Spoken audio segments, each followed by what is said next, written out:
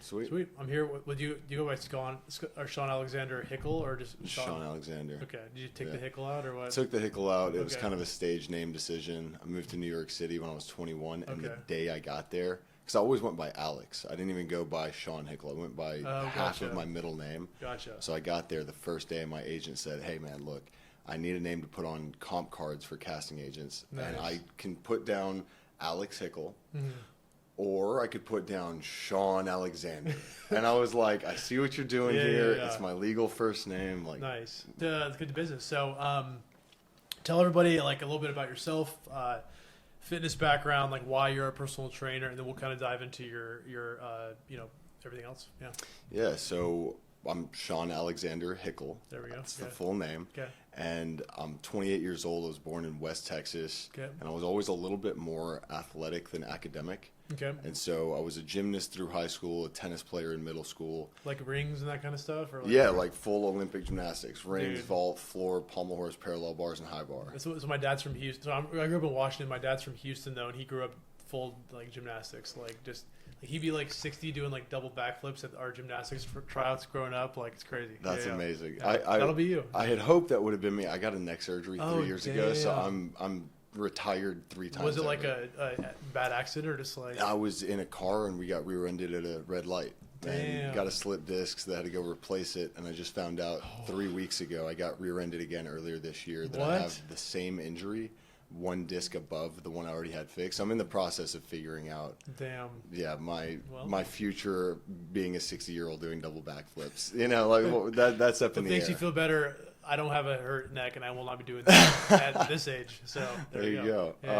So yeah, man, I was a gymnast. Right as I was graduating high school, I kind of looked around and realized, okay, I'm not good enough to go to college for this, or most likely do the Olympics. So what do other adults that are not in school do to stay in shape? And the answer was, well, I guess they go to the gym. Yeah. So right at the end of my senior year in high school, I stepped into the weight room for the first time ever. Damn. And from that day, I did not miss a single day for 7 months. Like, I remember it was from the first time I stepped in the gym, I was like, I love this. You came in with a really, gymnasts are strong as fuck for like your forearms and like stuff that like, you're strong in ways that like I could not currently attain. And you have that base coming into weightlifting. Exactly. So it helped a lot. Mm-hmm. But I came in and basically fell in love with fitness. I fell in love with the instant gratification and the delayed gratification aspects. Mm-hmm. Instant meaning you go in, I wanted big biceps. That was the only goal. And I would go in, do curls, and then instantly I'd look in the mirror and my arms were pumped up and a little bigger. And I saw a glimpse of what I might someday be. I like that. And then you walk out and you deflate. And you're like, well, this sucks. Yeah. And so then it just kind of was this perpetual donut right in front of me. I kept pursuing. And I ended up going to college in fall of 2014 and failed out immediately. Withdrew halfway through my first semester. Just didn't know how to study, didn't feel like I could succeed academically. And really at that point dove headfirst into fitness because I felt like I had control. Mm-hmm. It was something that I was good at. I had a natural affinity to really excel. Mm-hmm. And so dove headfirst into that. Started selling supplements at the local supplement store during a semester that I took off. Or something, or? Yeah, it was called Total Nutrition. Oh, yeah. And, so during my time there, I had a lot of downtime behind the counter, and I thought, well, I'll get a personal training certification just because I might as well do something productive with my time. Mm-hmm. And then I ended up going back to school. It was an EMT for a semester. So I worked in the ER, the ambulance, the whole thing. Mm-hmm. And then still never coached a client, never really thought that I would. But I was coaching all my buddies because I was really picking it up quickly. Mm-hmm. Full bodybuilder status, putting on a ton of mass, ton of muscle. Love it. And so never took a paid client on, but then I went to Navarro College for a year. Okay. So if you've ever seen the show Cheer on Netflix, it's the most watched docuseries of all time on Netflix. Okay. And I cheered at that school for 1 year. Oh, it's like about cheerleading. It's about cheerleading, And so I did competitive college cheerleading for 1 year, one and done. But again, it just kind of added to my experience within athletics and the things you have to do in gymnastics vary slightly from what you have to do in cheerleading. For sure. But it's like, okay, my horizons are being broadened. I'm understanding more about physical fitness and different body movements. And so I moved to New York City basically 3 days after I finished my last exam. Like, I didn't even walk the stage. I was like, I don't care about this degree. So I moved to New York City, and I was doing fitness modeling and acting during the daytime, which meant at nighttime it was like tuna tartare, sir. I was of course, dude. waiting tables. For years I did that. I still miss the tips. Yeah, and so basically after 2 years of that, I was dead broke, and I was kind of looking around like, well, modeling is cool, but the coolest thing about that is the job title. Plain and simple. Like, that was the only thing that really mattered. I was doing, I was getting gigs, going to castings, booking some jobs, but you get paid, okay, $500 for a couple hours, but you'll receive your payment 90 days from now. So it was like, well, this is great windfall money whenever I book roles, but I can't expect any steady income. It can't be your main. And I started to realize, as much as I thought I was going to walk up and be Mr. Marky Mark, Calvin Klein, it didn't work out like that. And so I decided to pivot into personal training. I had a buddy that said, hey, look, you can make a lot more money doing this. You can use the skills you have at your disposal and use your job title of model to really leverage, better clients. And so I said, okay, fine. Went in and started training my first couple clients, which was a hassle to gain the confidence to do that and say as a self-label, I am a good and qualified personal trainer. Even though I'd been lifting consistently and improving my skill sets for 4 years at this point, 5 years. But I was still really nervous. It's tough too. I mean, you're there for a whole hour. Like, I've trained clients before too, and I'm sitting there. I'm like, well, what do I do for this whole hour? No, and you got to figure out your system and okay, what's my unique twist on this? That's not just push-ups, burpees, and stair sprints. Learning to differentiate that the hardest workout is not the best workout. The hardest is 30 minutes of stair sprints and burpees, and you'll throw up at minute 15. Exactly. And if my goal is that, then high five. But I'll feel pretty terrible watching you feel terrible, and you'll feel terrible because you feel terrible, and you won't want to come back for another session. And so I was working through all of those dynamics and started a concierge personal training business and did that for about 2 years full time, coaching clients. In New York then, or where? Yeah, in Manhattan. And so did that and did really well. Ended up figuring out better sales tactics, ended up figuring out more consistency in my scheduling. So I was basically saying, okay, instead of it's $100 for one session, or you can buy 10 for $900, but then there's no expiration date and there's no, there's no push urgency. To get them in there. And so I started to figure out, okay, I don't like the inconsistency in my schedule. I don't like the sales pitch that I can sell you 10 sessions and you might not use them for a year. And then next year, January 1 to January 10, you're like, hey, I want your 8 a.m. those 9 days. It's like, what? I can't commit to this. So I started to figure out, okay, I can give reductions in rate for frequency that we meet, for a consistent time slot so that I have scheduling availability, for the duration of our frequency of or the duration of our commitment. So frequency that we meet, duration of commitment, and consistent time slot. And I found, really amazing clients that I still, to this day, I'm like blown away that I got to train the people I did. They were just incredible individuals. I felt like I should have been paying them to suck information out of their brain for an hour. And here they were, really giving me life and business advice. And was this in person? Was this at a gym or at a park, or where were you at? So this is in a gym. I went into the gym and I negotiated with them a flat rate per session so that I could charge whatever I want, and then I knew this was the only fee being deducted. Cool. And I think the fee was $15. I negotiated this really great deal. So you can charge them whatever. That's all profit. And so basically I ended up with maybe 12 clients that were locked in for anywhere between 3 months to a year. And if they paid upfront cash, it was like I'd give a little incentive for that. Because I had a mentor that said, look, it's not how much you make today, it's how much you can guarantee you will make next month. That's the most important thing. So if you get it paid in full, it's more valuable. If you know that they are scheduled in a specific slot and you have maneuverability in your own life, so it's not a last minute pickup, that's valuable. Use those as leveraging points to curate your life the way that you want it set up. Yeah, for sure. And then they get price incentives for making your life a little easier to manage. And so I did that for 2 years and did exceptionally well. I say exceptionally well. I was 22, 23 years old with no college degree, making just over $100,000 a year, but working 15, 20 hours a week. You're in New York though, so you're making like $5 an hour basically at that point. You know, it was crazy because everyone says, "Well, yeah, you're making a lot of money, but isn't New York expensive?" I said, "Yeah, but in New York, you make more money than you've ever made. You're going to spend more money than you've ever spent. But the opportunity is limitless." Of course, yeah. And so I did that for 2 years. Really fell in love with coaching. I felt like a lot of people assume, based on seeing a final product, quote unquote, that it's just genetics or it's just, well, they can and I can't. But I just don't, I don't see that as being true. I think that 80% of the American population could achieve results 80% as far along the pipeline as I have, right? I'm not the number one bodybuilder in the world, but I am a body sculptor. And so you just get off the elevator a little sooner. Whenever you've reached your stop, you're like, well, I feel good, I look good, I'm healthy, I move well, I'm strong, tactical, confident, tactical. Yeah, man. And so I kind of started coaching these clients along this mindset that you need to follow bodybuilding training principles, even if you're not ever going to compete. Bodybuilder, you're in the trunks on stage. Body sculptor, you're a person that wants control over your body composition. That's all it is. Every person that looks in the mirror that says, I'd like to, just this little bit of fat right here. Yeah, you're a body sculptor. You need to learn to control your caloric intake, either up or down. If you want to gain weight or lose weight, you need to learn to manipulate your workout so that it works for your body in a way that you're contracting muscles, not just moving weight. And so kind of breaking those concepts down into a digestible way made it so that my clients started to understand principles that would just translate in the rest of their life so that they could see sustainable results.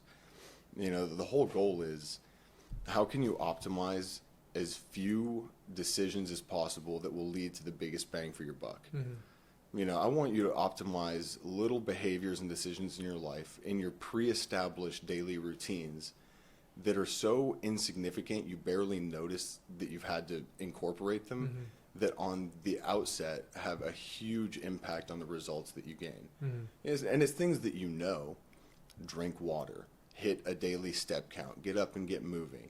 Don't eat and immediately lay down in your bed and be horizontal. You want gravity to help pull food down through your digestive tract. So before you eat late in the evening, have your meal, go for a 15-minute digestion walk so you don't lay down horizontal with this bolus in your stomach that doesn't That's good. move. If that's true, then I did not know that, and I literally love eating in bed. So yeah, good to know. These are simple things. It's not even super complicated science, but okay, your body digests through a process called peristalsis.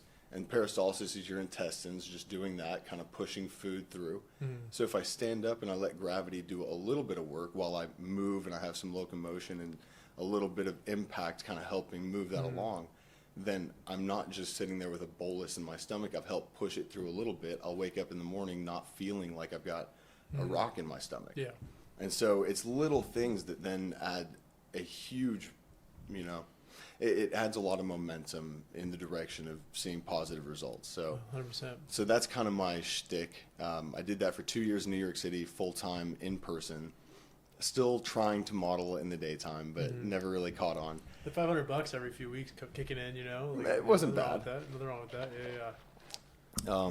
So yeah, I moved back to Texas at that point, stopped training, and I opened an e-commerce business, and I sold numismatics and bullion and rare coins on eBay, Amazon, Top Hatter, Walmart.com, Craigslist, and got to a point that we had 6 figures a month in revenue. Damn.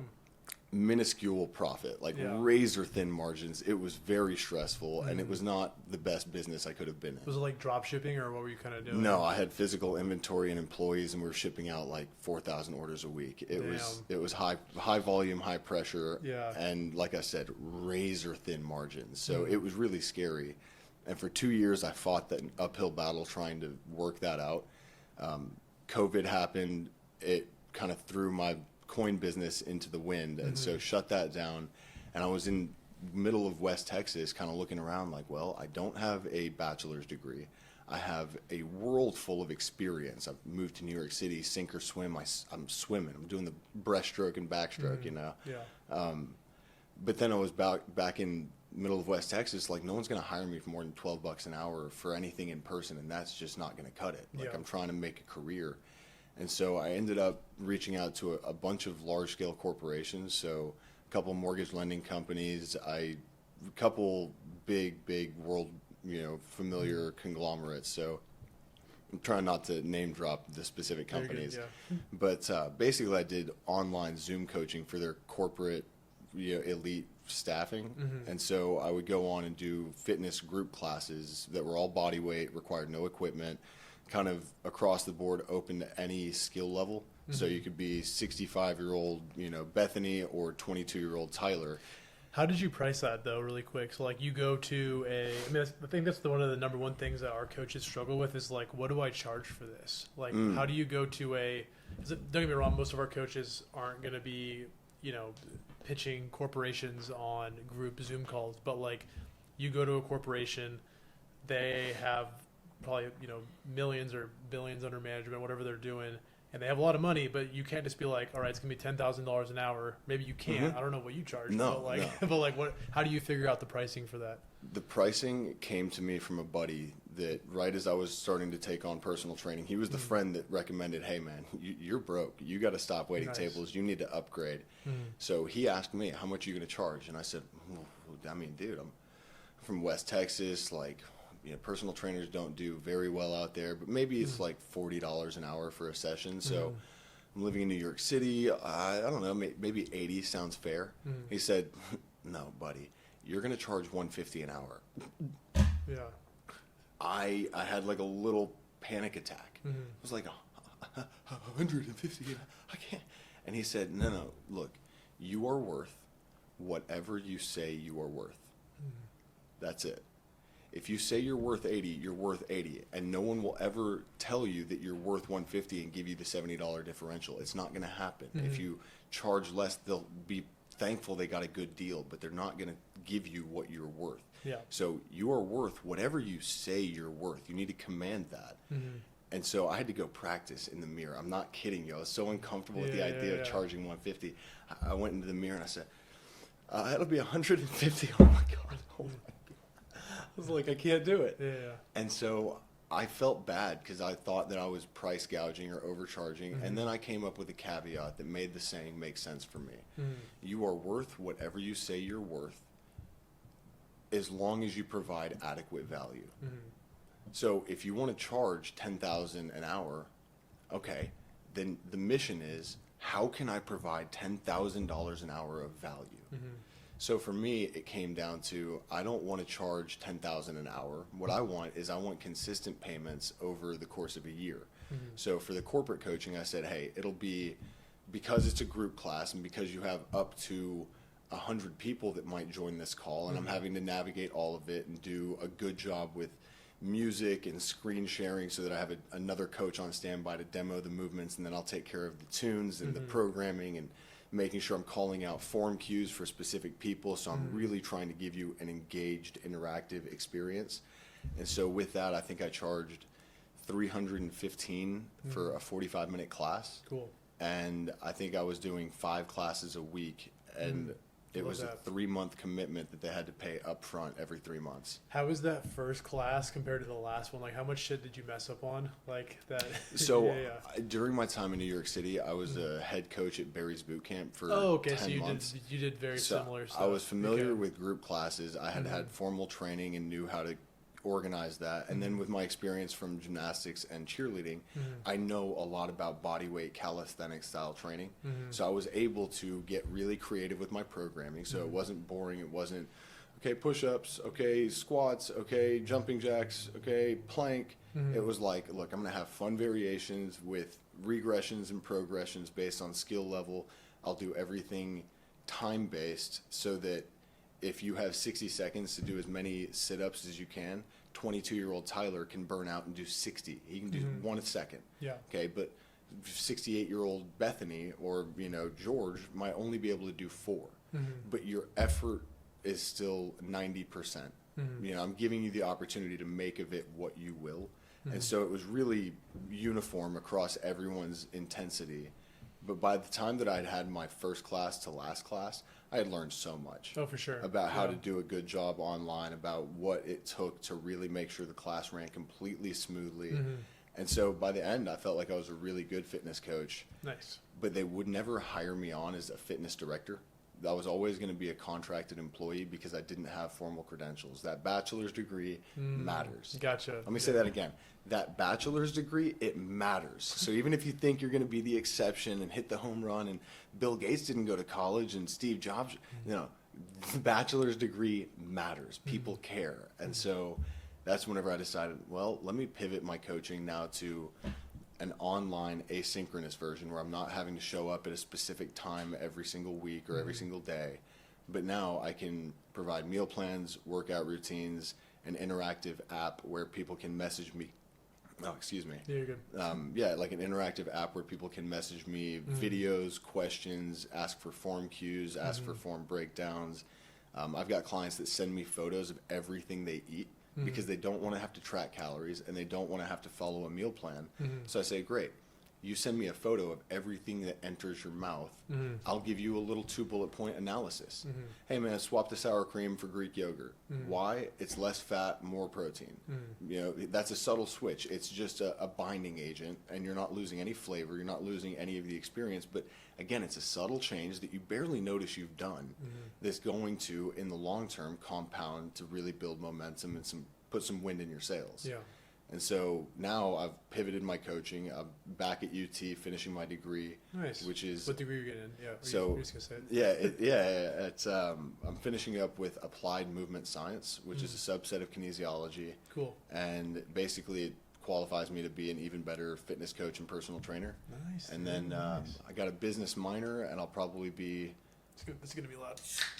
I thought this was a beer, to be honest, and I was like, I don't feel like drinking. I was like, oh, it's sparkling water. Okay, cool, yeah. You gonna bring a beer in at I was just kind of like, I was like, thanks, man. Then I was like, put it over here. I was like, I'm not gonna drink a beer right now, dude. No. I'm about to go to a Pilates class. I've done Pilates once after having like a drink, and it was terrible. I have to be so alert when I'm in those. Anyways, that does not sound like a fun time. No, it's terrible. Yeah. Disgusting. Yeah. So what were you saying? The degree. Yeah. Oh yeah. So getting my degree in applied movement science, subset of kinesiology, qualifies me to be a much better fitness coach. And then I'm getting I got a business minor, which qualifies me to go to business school. Nice. And so right now I'm studying for the GRE so that I can hopefully do really well and do a dual JD MBA program, so get my law degree and my MBA in one program. So that's kind of the next venture. What's the goal with that? To like start like a bigger personal training business, or to expand outside of fitness, or what's the goal? It's interesting. I don't know. The truth is, I've never had that beacon of shining light that some people seem to have from the time they're 5, and they're like, I've always wanted to be a doctor. I envy those people to some degree. I have no idea. I don't know what I want to be when I grow up. I just want to grow up. I'm just living. There you go. Yeah. So I feel like until I know definitively what I want to do, I'd rather at this point in time, because I've already put my life on standby as far as working and earning and building a business. I'm already in school, so let me just push that forward as far as I can and get as overly qualified and overly credentialed as I can stand to be. And then by the time I'm done, I'll never have to go to school ever again. And then I can really hone in on whatever the next chapter or chapters brings. Yeah, I mean, I feel like that business degree will help you in just your business anyways, no matter what. So it doesn't mean like, no shame in getting that. I felt that coming. I was like, this is not going to be, I can't be a mid-sentence when I say this. Okay, so right now, how many clients are you working with? Like, how many hours a day are you spending? We'll get into all that stuff. Yeah. So right now, with my online coaching business, I've got maybe 15 to 25 clients on roster at any given moment. Not very many, but I kind of lost my train of thought there. You're good. That's why we have 3 cameras. Yeah, it can cut to me going like this, and then it comes back to you. It's like that's why the only reason we have 3 cameras. Yeah, and I've got a 4th, so if you need to set it up. There we go. So right now I've got between 15 to 25 clients on roster at any given moment, and I really enjoy having a smaller roster because I'm really personal with all of my clients, and it's amazing to see I've got clients as young as 25 and as old as 65, 68. They are in the best shape of their lives. Love it. The ones that have stuck with me are in the best shape of their lives. Let me clear the air on that. Yeah. The ones that stay for 1 month or 2 months or 3 months, they might start to, tickle the tip of the iceberg. Like they're just barely starting to build any momentum, and they're kind of like, well, I just want to look good now, so it is what it is. My whole philosophy is I've never been on steroids. I've never injected anything. I've never cheated, the process. It's been 10 years of consistent effort, more days per week than not, on average, year over year. With that, you can achieve incredible results. And I think really it's 4 years for anyone to build up to a point that they look back and say, I never thought I would achieve this physique. My timeline is 4 years of more days per week than not, so 4 days on average, focused on your execution and your technique, your mind-muscle connection, your muscular specificity, understanding that you're a body sculptor, not a bodybuilder, but you're not here to move weights from position A to position B. You're here to use that as a means to contract the muscle. So when you change your mindset and you're just as tapped in mentally as physically, these guys have come through with incredible results. Like the 68-year-old guy or 65-year-old guy that I was talking about, he has visible abs. His chest is carved out. He's got shoulder veins. He's never been in shape like this in his life. And he's like, I wish I had gotten started when I was, 20s, whenever I was in my 20s, because, damn, like, look at me. I'm doing it. I'm like, it brings me insane amounts of joy. What do you, you have a large social media following. Do you utilize that to get more clients, or is that more just like, you just enjoy posting? Like, I'm assuming it's the former, but like, like what, how do you take, what do you use your socials for in terms of like your business? So socials is definitely for pulling in clients and leads. I started gaining a social media following when I was modeling in New York. Being shirtless on the internet in 2016 was a surefire way to get some followers. It didn't do anything for me, but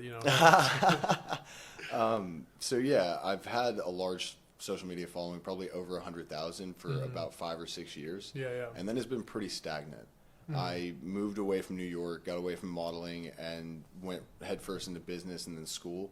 And it's been kind of tough for me to translate my social media into fitness exclusively because you still have your friends on there. And that yeah, kind of stuff. Friends are on there, and I'm just using it like a regular person. Yeah, exactly. Yeah, and so which can be better or worse in some ways. Yeah, as far as growth goes. Yeah, to a degree, it's like, well, I don't like putting my personal life out on my social because it's gained such a large following. It's weird to separate what parts of my life are personal and what parts of my life are private. They're close friends. I don't know. Yeah, you're right. Yeah, I can set a close friend story up. Yeah. But it is a little bit interesting to try to figure out the balance there. And so at this point, I've only a year ago got into my own content creation, which has been a struggle. It's tough. Yeah. I want to do a good job. I want my content to be high quality and consistent across the board.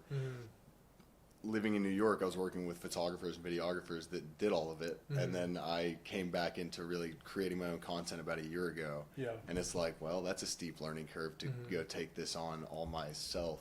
Do you say create your own content? It's in like personal content or fitness content? Fitness content. Okay, gotcha. So what do you film? Like, are you doing workout videos at the park? Are you going to the gym? Are you talking about like, how to, get bigger biceps? Like, what are you putting out on your channel? So generally it's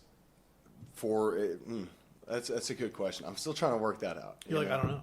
It's weird because sometimes I feel like, well, I want to be more than just fitness, but then also to go in and have a really vulnerable conversation and try to offer, what am I trying to say? To offer like concise advice. Let me run that back. Yeah. It gets difficult to feel pigeonholed regarding giving concise advice on one topic. Like, I don't want to just be the big biceps guy. I want to be the lifestyle optimization guy. I want to talk about mental health and meditation and breath work and just exposing yourself to new adventures, new cultures, new people. So it's weird to try to figure out, well, I should be just the fitness guy, but I feel more multifaceted than just that. So my content is kind of geared towards good living, just a wholesome life. And for me, a cornerstone of a wholesome life is good health, and physical fitness. Yeah. So I think that's kind of where my content stems from, is teaching people the same techniques I use to keep myself centered, grounded, and looking and feeling good. I mean, I think it's tough too. I mean, we struggle with that as a company as well. It's like we don't want to be like, we're for personal trainers. It's like, okay, well, we work with gyms. We want to have nutritionists. We want to have physical therapists eventually and yoga instructors. And it's like, so do we just talk about all things fitness and health, but then like we're not experts on all things fitness and health? Then it's like same thing with you. It's like you do help your clients to create a better, physique, but it's also like, more things than just physique. Yeah. But do you talk about those things or do you not talk about those things? Exactly. Like, yeah. And so to a degree, it's like, well, I'm not always sure what type of content I want to put out, but I don't like doing the cheesy lip syncs or the cheesy trends that show up. You know, it's like, well, I understand it's a trending audio, and if I want to gain more traction, I got it. I don't like that. It doesn't feel true to me. Yeah. And so you're not like flossing. Yeah, exactly. And so I don't know. Like I got neck surgery. I've had a lot of people, probably I say a lot, about 6 guys reach out to me and say, "Hey, I'm dealing with facing the same surgery that you had." Whenever I got the surgery, I did a lot of research on the internet to try to find one person that had had a cervical spine discectomy. Couldn't find it. A lot of cervical spine fusions, a lot of lumbar fusions, a lot of lumbar discectomies, but nothing pertaining to me specifically. And so I started posting about my neck surgery and had 6 guys reach out that were all able to find real significant value in talking to someone that had been through the experience before. And so it's like, well, I don't want to only talk about PT and physical therapy, but I do want to let people know I know about that. I meditate more days than not, and I feel like that helps center me and ground me. So I want to talk about that. I like to read books, so sometimes I just want to talk about things I'm learning and finding interesting that aren't pertaining to physical health and fitness. So it is tough to feel like, well, I have to post about fitness all the time. Sure. But people find value in it, and so as long as people keep telling me that it's helping them out, I'll keep putting videos out. One big thing of that I'm personally working on, and kind of why I started this podcast too, is like just kind of building a community. Like I don't know if did I tell you about the We Strive games we're hosting in November? Yeah. I'm pumped for this. Okay, tell me about it. I rented out Central Machine Works. They gave me their entire venue for free, which is a $70,000 rent out for free. You heard that, right? Heard it here first, folks. So, because they wanted to do a strongman competition anyways, and I was like, I want to do one, and so they said yes, and so I was just like, so okay. It's strongman. So so I'm calling it strongman, but it's actually not that. It's more like a weightlifting. It's going to be more of like a fun day of like weightlifting essentially. Like it's not going to really be like a strongman per se, but it has elements of it. And I also just decided to make it a team thing. So we're gonna have teams of like 5. So you'll do like a 5-person heavy truck pull, and then you'll do like a 5-person mini obstacle course. We're gonna do like a 5. I'm gonna try and take like childhood games and make them into weightlifting. So like, there was this game I played as a kid at church. I'm sure you might have too, where like you had a sponge and you had to like run it across and then fill up like a bucket of water. Yeah. So I'm working on getting a sponsor now. That's kind of like a liquid IV type sponsor. And what I want to do is get a giant bucket with their logo on it and have people carry kegs of water across and then fill up the bucket, and the team to finish filling up the bucket first wins, kind of a thing. And that would be awesome. And do like 6 of those events. But anyway, it's part of the community. And then I'm like working with Squatch to do like monthly workouts there, and it's like the podcast, and it's like I took a step back and I was like, I've been building this company for years and I have no community. Like I'm not doing anything. We're not doing things together as a group. So like my question to you is your social like what your community is, or like do you have other elements that you're adding, or where you at with community? So community, I have a Facebook group for my clients, and every week we hop in and do a group call. Anytime a client needs some more one-on-one, I love one-on-one. So I'm happy to take FaceTimes, phone calls, make those happen and schedule them out. Do you charge extra or no? No. Okay, gotcha. No, I love it. Like I don't want to charge extra. I want you to see progress. I love that. And so I want to work with clients that want information that will go be actionable on the information. It's not what you know, it's what you do with what you know. And the clients that are calling me and texting me and asking, hey man, so here's a new video of my chest fly. I know you were saying you want me to try to retract my scapula and open my sternum and get my biceps pointed straight off my shoulders and all these different little form cues. And then they send me a video 3 months later and they're like, hey, I have just unlocked pec deck flies and cable chest flies. I just finally figured that movement out for what it's meant to do. Not just moving, but contracting through the target muscle. Oh, nothing gets me going. Nothing fires me up more than that. And so I tell my clients, it's not what you do, it's how you do it.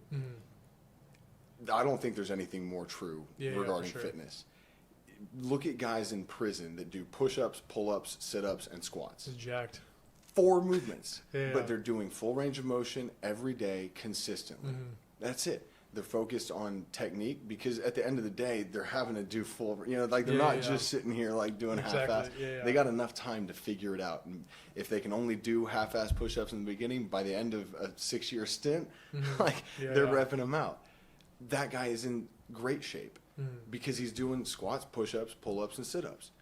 It doesn't matter what you do. I can give you the best routine in the world, and if it says bench press, squats, single arm pendlay, all these different variations of movements, if you're just moving the weight, if you're only doing a range of motion to complete a range of motion, but you're not focused on the intention of that movement, where's the muscular specificity? Start asking, where should I feel this and where do I feel it? And if you don't know where should I feel it, the clients that want to ask me, hey, this movement, can you give me a quick breakdown? What am I supposed to be doing? Oh, nothing fires me up more than clients that want to do that. The clients that make me sad are the ones that pay me month over month for 6 or 8 or 12 or 14, 16 months that haven't done anything. Or they don't text you, they don't update you. They don't text, they don't update, they don't ask questions, and I send them new programming, and I'm always checking in to be like, hey, haven't heard from you in a while. Nothing happens, and I'm just collecting a check. I'll collect the check. I will collect your money. I'll take it. I'd much prefer a client that's saying, hey, I really want to use whatever insights you can give me to go apply them myself.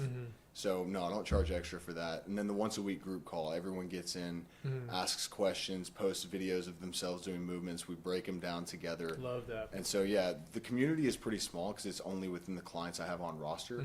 But I do feel like that community is pretty tight knit. Like they've got each other's backs, they support each other. Very cool. And I've had maybe 100 clients pass through that still post, and nice. So it's pretty sweet. We're working on a community feature now. I just it's so hard to replace a Facebook group, but we get asked for it all the time. And it's like, we want to add like a leaderboard thing. And then like you're talking about weekly check-in calls, and I'm like, that's a good idea too. And it's just like, but at the same time, like, we can add all the features in the world, but if you don't have a community vibe, you can't. What do you do? It's like I have all the tools, but I need the people. That's what I'm worried about. Is like we launch it, and only a few of our coaches are like, "Oh, I love this," and the rest are kind of like, "No one's posting or whatever." I'm like, "Well, that's not really our fault." Like I don't really know. It's tough to build community engagement. I definitely agree with that. And social media, back in the day. OG Facebook groups were elite for sure. Elite. People wanted to have a community online, and now I think the dynamic has shifted so that people want less pen pals. We're so connected all the time. It's tough to get people to really find sincere value from a group of people they'll likely never meet, especially in my situation where my clients are all over the world. They're not even just US based, they're everywhere. So it's definitely difficult from that sense. But I do think doing things like your big, games and then workouts at Squatch, things like that are awesome. Yeah, I'm thinking about honestly making like a monthly, like different location every month kind of a thing. I'm going to see how the first one goes. I'll text you about it. Please. Also just like I'll text you about it. I'm inviting myself. I'm there. You're like, I'll be there at that day. Yeah. If I can't compete, I'll referee. Fair enough. Okay, I'm on board. We'll talk about it. But I mean, even my personal life, like, so I've been lifting weights for 14, 15 years, and like, I currently have like a little stomach because like I honestly enjoy eating and snacking, which is my biggest problem. But like, also it's because of the drinking on the weekends, and I'm already starting to I'm drinking less. I'm doing more outdoor activities. I'm trying to get more group workouts going. I'm just kind of like, I'm kind of over the whole, drinking twice a weekend kind of scene. I'm kind of just chilling. I'm enjoying waking up not hungover. It's like, so I'm definitely shifting in that direction. Well, this has been awesome, man. Is there anything else like you want me to cover, or any shout outs you want to do, or anything else about yourself? No, but I would like to ask one question and hear your response, and I'll think about any shout outs or anything else. Okay. Whenever Whenever I share my perspective that I think it takes a training age of 4 years to reach whatever your initial goal is. Your goal and the finish line will always be pushed forward, right? You know, I thought when I started initially that I only wanted to have X, Y, Z, and then I got X, Y, Z, and it was like, no, I need A, B, C for way further down the road. I'm not even close. For me, I always tell people I think it takes a training age of 4 years. You said you've been lifting for 13, 14 years, something like that. About that, yeah. I've been lifting for right about 10, maybe 10 and a half. I've been maintaining for about 6 years, 7 years. It took me about 4 from the time that I did not have the body that people see and are impressed with today. People see me as the finished product. They don't see the journey. And so people assume, well, you just have it. I tell them, no, I think it's 4-year training age from the day that you started training consistently with a focused effort on improvement with your technique and execution across exercise and diet. Same thing. Okay, well, I'll do, soy milk instead of whole milk if I'm trying to cut fat. Well, if I'm trying to gain weight, then I'll, drink an extra protein shake in the morning and, 2 bowls of oatmeal. Little changes. What's your thought on the 4-year benchmark to reach your initial goal? I train some people, but I'm not like a trainer per se. Like stuff that you're saying, I've never studied or I took my ACE when I was in high school, so I didn't really go beyond that. I'll say from a personal perspective, it's kind of tough for me to answer because my dad had me doing push-ups in like middle school, so I had like a chest when I was like 15. It's like just like pecs that I could like bounce, you know what I mean? Yeah. Like still can pop them, like the best of them, you know. Oh, yeah, man. But yeah, when I was 15, when I was 15, yeah, we're both over here now. Like, hey, I'll get a button undone. There you go. But when I was 15, I had a chest, and then I started like fell in love with weights when I was like 15, 16, and then. But what's funny is the heaviest bench, squat, and deadlift I ever did were between the ages of 20 and 21, and then I've been literally my squat's gone way downhill since then because I'm 30 now. That was 9 years ago. So like I have lower back pain. There's no point in me putting 400 plus on the bar. It just like literally does not matter. Yeah. No, I'm impressing no one. What am I going to gain from this? Like nothing. Yeah. So I'd much rather. I'm trying to be more of like I told you, tactical. I love that word. I just thought of that like this week. I'm like, I want to be tactical, dude. I'm trying to like stretch more. I'm doing Pilates. Like the other day, I was warming up, just hit a 5-minute plank, just chilling. Like that's my current goal is just be more like elite and tactical. But like I've been literally kind of doing this slowly downhill as far as like maxes go and weights for a long time. But to answer your question, like I'd say 4 years is a good time. I mean, I guess from the point where I was 15 or 16 till I was 20, 21, like you're talking like a 4 to 5 year window when I went from doing push-ups a lot to starting to lift weights to my maxes of all time. So I guess like that's pretty much 4 or 5 years, but that was pretty consistent too. That was like, I'm benching 3 days a week to start, and then I started doing 2, of course. And man, I'd say 4 or 5 years is pretty good. Yeah, I think that's a reasonable timeline. And the reason I say that is I think a lot of people assume there's such a thing as 6 months of consistent effort for long-term results, or maybe even just a year. It's like, I mean, if you hire one of those Hollywood coaches and you do like those insane diets, like if you want to shift your whole life around, but this is coming from the perspective like a normal life. I understand. Not everyone is me that works asynchronous, remote, has the ability and the desire to go train at 5 a.m., 10 p.m. It's like fits my life. My life fits around my workouts, not vice versa. For the average person that just wants to have visible abs or that just wants to have a little bigger arms, fill out their shirt, maybe move up from a medium to a large or down from an XL to a, it's like, okay. It's going to take a while. I think 4 years and you'll have a physique that is far beyond what you ever thought was possible.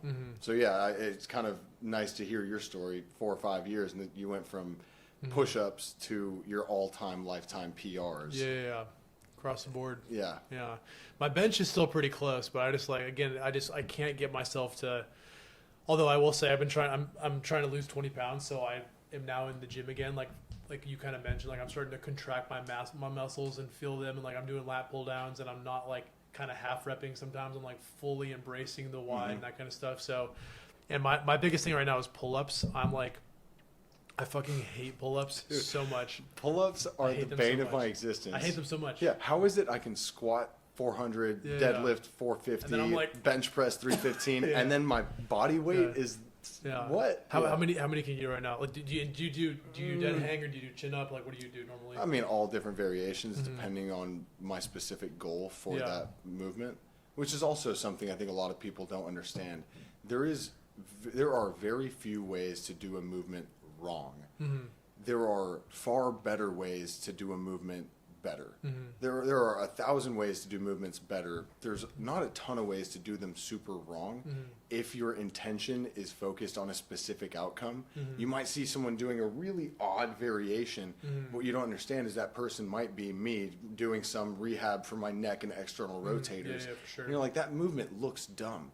Yeah, well, maybe you don't need to do that movement or that movement in that way. Yeah, for sure. But I think a lot of people like lat pull downs or chin ups. Oh, well, no, this is the right way. This is the wrong way. No, this isn't right. These fuck my biceps up, like in a good way. Absolutely. Like they dominate your biceps when you're under grip. Yeah. So I think a lot of people don't understand the nuance that comes with doing the same movement. I'm not reinventing the wheel. I'm doing the same movement that might not look mechanically different from the guy next to me, but my intention is focused on a very small outcome. Exactly. It's like, no, I'm targeting my biceps today, not my back. Oh, I want to target my lats, then I'm going to do XYZ variation. So with that being said, I do them all because depending on the day, I'm trying to target a specific muscle group. So different variations will help with that. Outside of that, if you're talking how many strict form, good over grip, wide grip pull-ups I can do, chin above the bar, maybe 10 to 15, 20 if I was feeling super fresh with a major incentive on the other side. You know, but dude, that's where, so I'm like, I've been doing pull-ups like once, well, I take like a year off because I get sick of them, but my max all time for dead hangs was like 24, 26, I think, something like that. And I'm like 220 right now. My goal is to get down to my like fighting weight, which is like 200, 205. And if I'm doing like 13 to 15 right now, and I'm like, if I can get down 15 more pounds, I'll be I want to get like 30. I just full on. Body weight has such it plays such a function in terms of manipulating your body weight. Yeah. Whenever I was a gymnast, I was probably 160 pounds. But you could bust out pull-ups. Oh my, it was nothing. Well, actually, that's a lie. I was really bad at pull-ups, and our coach wasn't trained with formal conditioning. So he would just say, okay, 500 abs, dips and pull-ups, give me 200 dips and pull-ups and 500 reps of abs, split them up however you want, whatever movements, variations. So I would just do 190 dips and 10 pull-ups because I hated pull-ups. And you mean like it could be 200? Yeah, 200 pull-ups and dips, and then 500 abs. Gotcha. So 500 abs, I love do dips, though. leg rockers and sit-ups and whatever. And then with the pull-ups and dips, I would just not do pull-ups because I sucked so bad. Because I thought, well, I was doing them and my forearms and biceps would burn out. And so it took me till that was probably 16 at that point. It took me until I was 22. I'll never forget. It was such a basic movement. Started lifting at 18, so I'd been really consistent for 4 years at that point. And I was a trainer in New York coaching clients, fitness model, had a good body. People signed a piece of paper that said, hey, you're certifiably good looking. It was like, okay, I know how to train. And I had a guy that was another trainer watching me do a set of pull-ups. He's a little Russian guy or Ukrainian guy named Sasha. And he came up to me and said, Sean, your pull-ups are shit. Your arms do all the work. Your back is doing nothing. And I was like, Sasha, I know how to do a pull-up, dog. Like, my chin is above the bar. But what I didn't understand, what he was coaching me on, is the fact that doing the same movement, I was achieving the end goal, chin above the bar. But my arm path being like here narrow. versus my arm path being here, my chest is open. One is going to dominate my biceps, one is going to dominate my lats, and it's the same movement. Which is where people mess up all the time. They're doing bench press. It's what the program says. Up bench press. It's what the program says. But if you're rounding your shoulders forward and your shoulders aren't pinned behind you, you'll be focused on your anterior delt and your triceps. And if you're top half of the movement, you're never stretching your chest. So all of a sudden, you're doing the bench press, but your execution is off. Yeah, for sure. Which is where you need a coach. Not to stand over you and yell at you and make you do the reps, but to give you some guidance and say, hey, this variation that you're doing is functional for a specific outcome, you know. It's not wrong, but it's not that isn't right. pursuing what your goal is. If your goal is to build your chest, don't do it that way. Focus on rolling your shoulders back, getting a deep stretch. Up, focus on that bottom half of the movement. And so basically I coach a lot of clients on execution, and this guy Sasha said, hey, let me take you over. We're going to regress the movement. You don't get to do pull-ups anymore. You get to do assisted pull-ups with heavy assistance. So he came over, gave me some form tips, and for the first time at 22, 4 years into consistent training, 6 years after I'd been doing pull-ups and gymnastics, for the first time ever, I was like, oh, that's where I'm supposed to feel a pull-up? I had no idea. And so for me, whenever a client unlocks a movement and finally figures out what the intention is and where you need to be positioned to feel the target muscle active, it's like, well, yeah, this is a game changer. So with that being said, pull-ups maybe 10 to 20 right now, and yeah, for the first time, it was like I'll race you to 30. You'll beat me to 30. I got the neck surgery, man. Yeah. If I set a goal, I'm like, this is my. Like, no, hey, you know what? I'll race you to 30. All right, there we go. And I'll it's a $1 bet. You saw a shake on it. I'll just give you $1. There we go. It's easy enough, dude. Where I find the most, and I know we're like running up on time, but like where I find the most contraction is when I'm benching. There are certain days where I hit like 3 or 4 more extra reps, and I can literally feel my chest just contract in a different, like I find that like it's like I think of it as like I find like a plane that I'm supposed to be on, and I can just feel that, and I'm like, okay, here we go. That's another thing I tell people. Look, a lot of you guys will row your bench presses in circles. If you were a power lifter, what you do is you would chalk the bar. You wear a black t-shirt and you put chalk on the bar, and you get done with a set of bench press, and you better only have one chalk print. Better not be bouncing around on different points of your chest, because like you said, you find this one plane. You have to know there's one plane, just common sense, that is directly vertical. And if you stay right there above the perfect line, you know, right below your nipple line, if you stay right there, you're going to be hitting the best possible press. You're not using extra, secondary muscles to help support by being, over the top of your head and having to use your shoulders to balance it over here below and having to use your shoulders to balance it. It's like Guitar Hero when you hit a streak and you get that star power and it's like everything shines. If you hit that one golden zone and every rep is identical, then you're really going to be effective. 100%. But you could do the same set of 3 sets of 15 reps or 4 sets of 8 or whatever the hell you're doing. But if your consistency isn't there and your execution and technique isn't dialed in, you're just moving for the sake of moving. You're not being specific enough to really target the goal muscle. Especially if, unlike you, they haven't done push-ups their entire life and aren't predisposed to know how to contract their chest. You'll use whatever you'll use whatever muscles you're genetically predisposed to use. So if you're shoulder dominant and you have a small little pigeon chest, that was me. I bench pressed the first 2 years, and it was like had gigantic shoulders, huge arms. My chest was still relatively concave because my technique was shitty. And it took 2 years to figure that out. And then someone sat me down and was like, roll your shoulders underneath, pinch a Sharpie between your shoulder blades, try to wrap your shoulder blades around a Coke can behind you, slip your shoulders down the bench towards your hips, lock your shoulders in place, now go. And it was like the pull-ups. It felt like I opened the refrigerator and saw the Grand Canyon. I was like, oh, this movement has so much more depth and purpose than just moving. My strength went up, my chest blew up, I felt better, the contractions are like you're describing, like twisting a t-shirt into a knot. I love it, man. Dude, it's fun. I can talk for days about it. Me too. I know we're running up on time. No, it's my favorite move. It's the most douchey thing to have as a favorite move. But anyways, man, it was awesome to have you on here. I hope I can hit 30 pull-ups by the end of the year. Plugs and shout-outs real quick.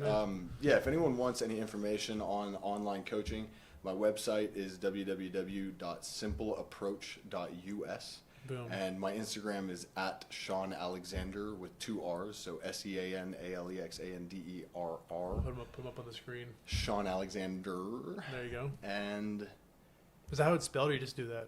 No, it's just okay. Someone stole the 1 hour. I've been there, man. Been there. Well, sweet, man. This is awesome.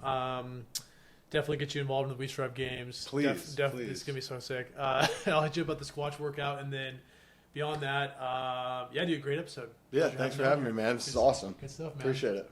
I want to thank you for taking the time to listen to the My Fitness Business podcast, powered by We Strive.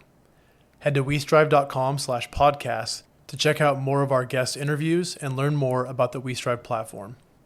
Have an amazing day, and don't forget to keep striving.